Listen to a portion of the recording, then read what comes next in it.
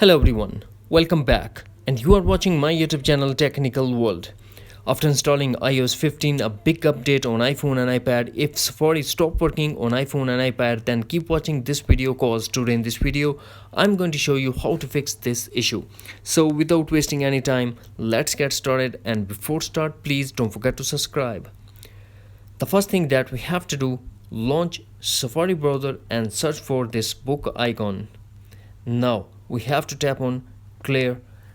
Clearing will remove history, cookies and other browsing data. Clear from all time, today and yesterday, today the lost hour. We have to tap on all time and refresh Safari. After that, if you're still facing the same issue, then we go for some other solutions to fix this issue. Number 1, check date and time. To check that, first launch settings, then tap journal and tap date and time and make sure that set automatically is enabled. Now number 2, go back to settings, journal and tap software update and update your iPhone if update is available. Number 3, launch settings, tap on journal and tap reset.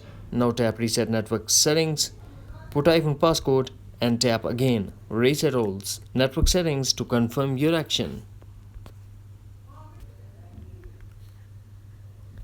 Finally, also check this solution, launch settings, tap on journal and tap reset and tap reset all settings.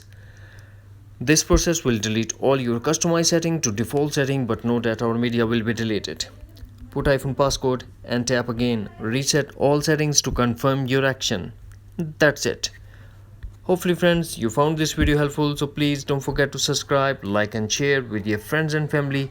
Thanks for watching. Take care. Bye bye.